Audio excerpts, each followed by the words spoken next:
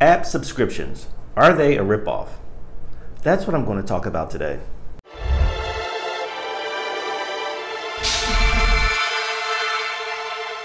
Hi everyone, my name is Tim Brown. Welcome back to my Apple Podcast, and today I want to talk about app subscriptions. Now, if you are an Apple customer and you go to the App Store a lot, you may have noticed that subscriptions are everywhere. Now, when you pay into a subscription model, you can expect to pay 200% more than you're accustomed to when using other business models. Do you think that this is something that is fair to consumers? I'm going to explore this topic in more detail. Let's take a look at the standard definition of subscription. Subscription, the action of making or agreeing to make an advance payment in order to receive or participate in something. The key word in that definition are the words advanced payment. With the other business models in the App Store, you can download apps for free and then try out the features later on to determine whether you like them or not. With a subscription model, you pretty much are paying right into it right away. Now, one age-old model of subscriptions pertains to the newspaper subscription model. Now, if you're as old as I am, you remember that newspapers used to be delivered to your door. And when you pay for a subscription, you would be able to get a discount on those subscriptions. So you actually were able to save money on the original cost that you would get from the newsstand.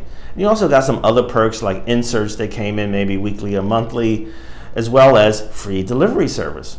So in many ways, you were getting a lot, but you were also saving money. So what were some of the benefits of the newspaper subscription model? Let's examine the consumer benefits and the company benefits. From a consumer standpoint, the customer saved money. Also, the customer received additional features. From the company, and or in this case, developer standpoint, the benefits include customers becoming loyal to their brand and companies receiving a steady flow of income. So what does the subscription model look like today? Today, we have music subscriptions like Spotify, Apple Music, Amazon.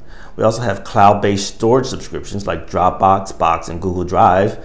And we also have software subscriptions like Adobe and Microsoft. Now let's go ahead and revisit the benefits. Looking at it from a customer standpoint, if you were to buy into, say, Adobe's products and you only could afford one application at a time using the older model, with the subscription model, you now have access to all of their applications. Granted, you don't own them, but the access that you have is so much more exponential that it's worth the subscription fee. From a company standpoint, rather than being loyal to a product or an application that you use, now you're more involved into the developer's ecosystem, thereby giving a lot more support to the company's brand. Considering these developments, do you think this same model can be employed in Apple's App Store? Let's take a look at some of their basic business models. Apple offers 4 basic business models: the free model, the freemium model, the subscription model, and the paid model. Let's start with the free model. In this model, users don't pay to download or use your app. By removing the barrier of price, you increase the likelihood that users in your target market will download and try it, which can help increase awareness for your app and grow your user base. And how does this compare to the freemium model? In this model, users pay nothing to download your app and are offered optional in-app purchases for premium features, additional content, subscriptions, or digital goods. This model allows users to get something great at no cost and have the option to pay if they want to enhance their experience or engage more deeply. So as you can see with this model, you're moving closer toward the subscription model, but you're still given the option to download the app for free and even use it for a period of time before investing in the features that the developer has to offer. Now let's see how the freemium model compares to the paid model. In this model, users pay once to download your app and use all of its functionality. There are no additional charges. The paid model resonates with users who prefer to pay once to get the full app experience without in-app purchases. So this model does have some similarities to the subscription model in that you're asked to pay in advance. The difference is that you don't have to pay annually, weekly, or monthly. Once you pay, everything you get is free. When using the subscription model, users can buy in-app purchases to access content, services, and experiences for renewable or non-renewing duration. Auto-renewable subscriptions give users access to content or services from within your app on an ongoing basis. So the basic difference between the paid model and the subscription model is that you keep paying over and over and over again with the hope that what you're getting is exponentially greater than what you received before. Now, these may change over time, but Apple does have eligibility requirements when using the subscription model. As with freemium apps, successful subscription apps focus on retaining users by providing app updates that continually improve the app experience. To be eligible for auto-renewable subscriptions, plan to update your app with feature enhancements or expanded content regularly.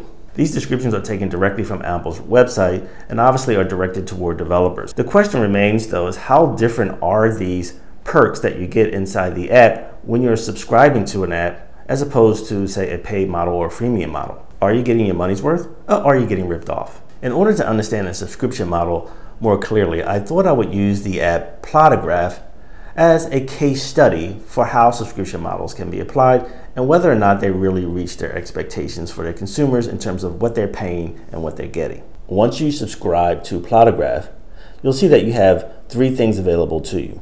Plotaverse, which is basically an online community where you can share content and participate in contests. Plotagraph, which is more like an app itself, which enables you to create really cool animations. And then you have Plotagraph XX Plus, which is an effects library, which gets updated regularly. With Plotagraph subscriptions, you have a monthly plan for $4.99 a month. You have a 6-month plan for $19.99. And then you have an all-access yearly plan for $35.99. Now, the thing I had to weigh when I first downloaded Plotagraph was the difference between paying for the app as a product and then all of a sudden paying for a subscription fee as a kind of a service. So for example, initially I paid $4.99 just outright, and all I wanted to do basically was just to use the app to create really cool animations. Then all of a sudden I was prompted to pay for a subscription fee, which then changed the $4.99 flat fee to something that I had to pay regularly on a monthly basis. So essentially that one-time fee now became something I paid 12 times a year, or if I wanted to save money, I paid the $35.99 for a year. Either way, I'm paying up to 200% more than I was paying before. And the question I have to ask myself, and then you have to ask yourself, is are all those extra perks, the Plotaverse online community, the 25 new filters a month, worth the difference in terms of the extra money that you're paying? So let's examine the consumer benefits that I outlined earlier. Do you get more for your money? Do you get additional features? And from the company standpoint, do customers become loyal to your brand? And do the developers get a steady flow of income? Now, I checked off everything except the first one, because when I compare this subscription model to freemium models and paid models that I've used earlier, I really don't see that I'm getting anything more than what I received from those earlier models. I've used apps like SnapGuide that provided a great online community. I've also used paid models where I've received tons of features and what might be considered premium content without even having to pay monthly fee. So it's hard for me to determine that this is of value to me. So is Apple trying to push the subscription model onto us as the only alternative to experiencing iOS apps? Here's what Apple has to say on its website. Great subscription apps merit the recurring payment by providing ongoing value to users through premium content, features, or services. Now, I think this is a very interesting quote, mainly because these are terms that would only be used when you are paying for a subscription. Like if you got a bunch of perks inside an app that you paid for through the paid model, you wouldn't actually call it premium content because it doesn't come with a subscription. So really it's just the wording. It's different wording for describing the same thing. So I'll pose the question again, is Apple pushing this model onto us? I would say yes, they are, because they've been planning this for some time in accordance with their subscription 2.0 plan. Featured in Verve back in June of 2016, the author had this to say about Apple's plan to implement subscription. Apple is one of those rare few companies that can take an ongoing evolution and focus and distill it into a revolutionary change.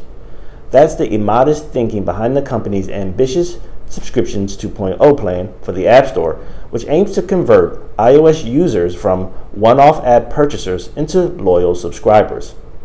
It's nothing new in and of itself, but Apple's wholehearted embrace validates and underlines it. Subscriptions are going to play a huge role in the future of software. And now I want to share with you a chart that I put together that breaks down just how much more you will be paying using the subscription model when compared to the other models I described earlier. So on this chart, you can see that I am comparing paid models versus subscription models, and I'm focusing on 4 applications: Video Shop, Pick Play Post, Plotagraph, and Enlight/PhotoFox. Now let's start with VideoShop. Now VideoShop is an application that I've loved for years.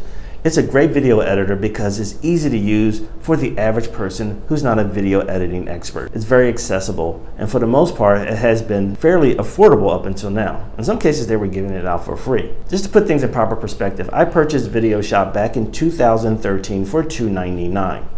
Now they have a subscription model, and if I was to pay something that was equivalent to the $2.99 that I paid back in 2013, I would now have to pay $49.99, which is considered to be an unlimited account, or basically another way of paying for the app outright without having to pay subscriptions month to month or year to year. So the disparity on this chart reflects the exponential growth in price between the paid model and the subscription model. Now let's take a look at Pick Play Post. Pick Play Post is an app that I purchased for $1.99 originally.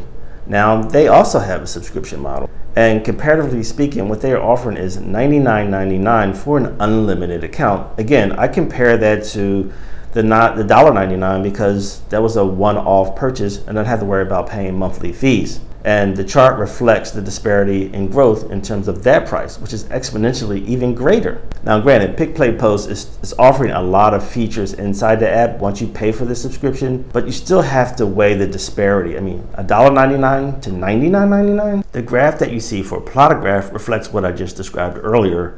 And the last one, which features Enlight/PhotoFox, basically compares Enlight as an app that I purchased as a paid model, and PhotoFox, which is considered a successor, which entered the App Store under a subscription model. In order to add more clarity to this discussion, I thought I would focus on two video editors for iOS, both of which are excellently designed and offer some pretty cool features.